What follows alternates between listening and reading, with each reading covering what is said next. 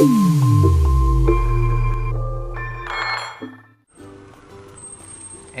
welcome back. Here we have a 2016 Chevy Cruze, and we're going to go ahead and change the front brake pads today. The underside of this vehicle is completely covered in plastic, so there aren't many places to jack up the car from.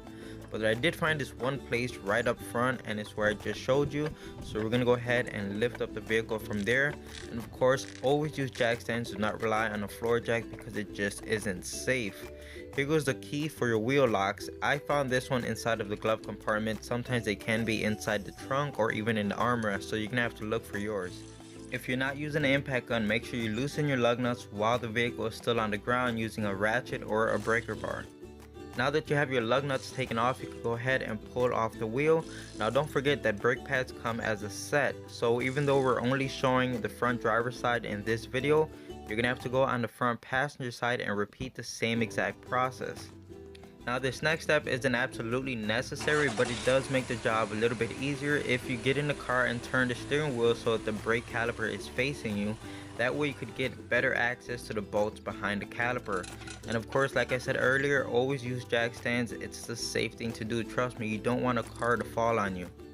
There are two fasteners holding down the caliper to the caliper bracket, but you only have to remove one of them, which is the top one.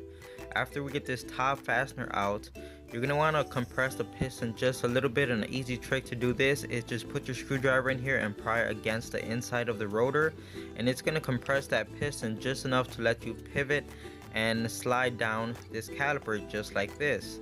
Now you just want to grab the rubber boot in the center and slide it back, make sure not to tear it.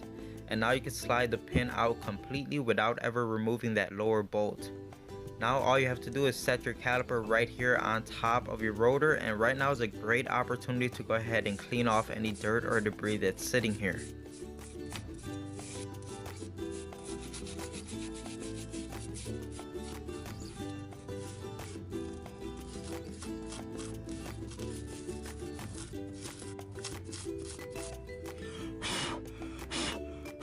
And now it's time to compress the piston on the caliper, but before we do that, we're going to remove the cap off of the reservoir. And you really want to limit the amount of time that you have your brake fluid exposed to the air, because it absorbs moisture right out of the air. Here's one tool that I have that you could use to compress your piston. You can find them at your local auto parts store. They're pretty inexpensive and it works well. I'm just choosing to use this tool right here because it's a new tool and I just want to play with my new toy.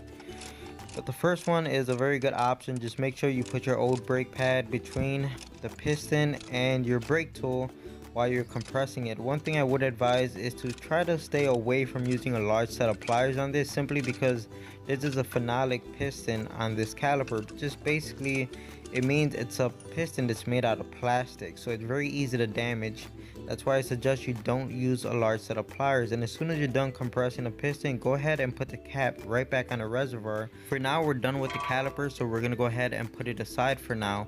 As you can see, I have this hook here and I'm just gonna go ahead and hook it on the spring, and it's gonna hold it in place and out of our way. Now you could use anything to hold it up, such as a string or a piece of wire. One thing you don't want to do is leave the caliper hanging from the rubber hose, because you could damage it. Now we can remove these small springs that are on top of the brake pads. You want to put them aside and make sure you don't lose them, because I checked the box of the new brake pads and these are not supplied inside of the box despite being original pads from the dealer. With those out of the way, we could go ahead and remove the actual brake pads now. They should come off pretty easy, but if not, you could always persuade it with a hammer and a screwdriver.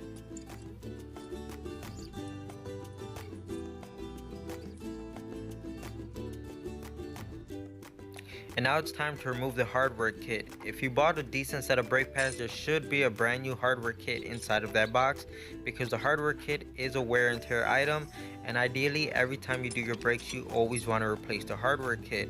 Now in the case that you don't have a new hardware kit and you have to reuse your old ones, just go ahead and pull them off like I did here, and you want to clean behind them on the bracket itself.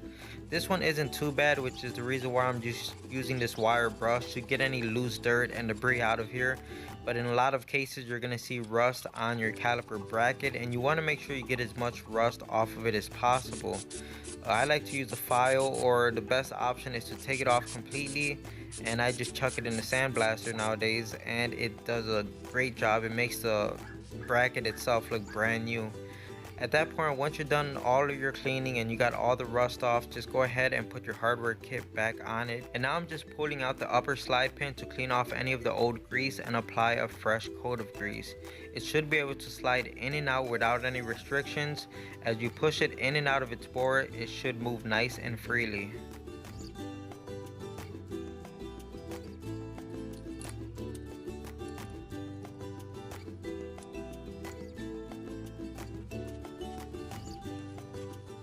Now that we're all done with the upper slide pin, we're going to go ahead and perform the same exact steps on the lower slide pin. Now remember, this one is still attached to the caliper itself because we never removed it in the beginning. Now we could go ahead and install the new hardware kit. They should pop in pretty easy. If you're reusing your old hardware kit, just make sure you clean them up before you reinstall them. One thing to keep an eye out for is right here. You want to make sure that the hardware kit is not touching the rotor. It's a really easy step to miss, and if you do miss it, it's going to make a lot of noise once you start driving. Now here goes the part numbers from AC Delco as well as from GM in case you're looking to get the original pads. You'll find two different types of pads inside of the box. One has a wear indicator like this one, and one doesn't have a wear indicator. The ones without the indicator on them are going to go on the front side of the rotor, and the ones with the wear indicator are going to go on the back side of the rotor. And generally that indicator is going to be facing upward. If you go to put it on and you find that the wear indicator is facing down, then just look inside the box and there should be another pad, because that one that's facing down actually goes on the other side of the car. After you get your pads in, don't forget to put these little spring clips back in place. Trust me, it's really easy to forget them, but just make sure you put them back in place.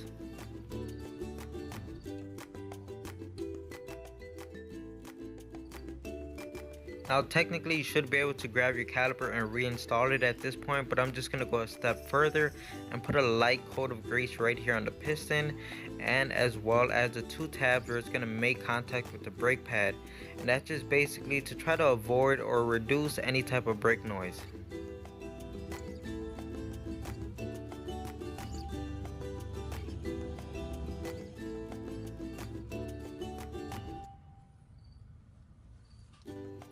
I'm going to apply a little bit of blue thread locker on this fastener. It's just what I normally do when I do brake jobs, so it's a personal preference. You don't have to do this step. Now you could just grab the caliper and slide it right back into its bore, and make sure that that rubber boot seals properly right at the end. You don't want any water getting inside of there. Now if you compress your piston completely, you should not have any problem with getting the caliper to go over the brake pads. And now we have to just go ahead and put the fastener in and torque it down to spec. Now I know I never took apart the lower fastener, so really there's no need to torque it down, but in case you did manage to take it apart for some reason, just don't forget to go ahead and torque that down as well. Now one thing you want to keep an eye out for is this brake hose right here. You want to make sure it's not twisted or kinked in any way. If it is, it just means you kind of rotated your caliper, and you want to take it off and unkink the hose and then put it back on. Now at this point you could get in the car and start pumping the brake pedal a few times, because trust me, you don't want to try to drive the car without doing this step. It's going to scare you.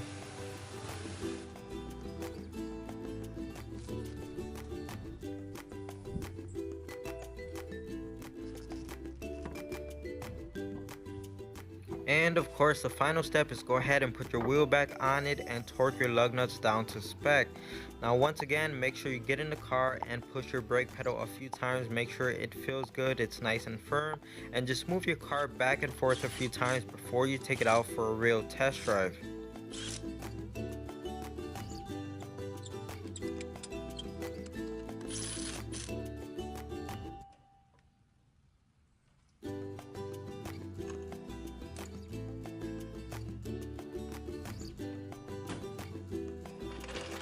And that's it for this one. So I hope this video helped you on getting your front brakes done. Hey, if you know anyone that has a car like this, make sure you share this video.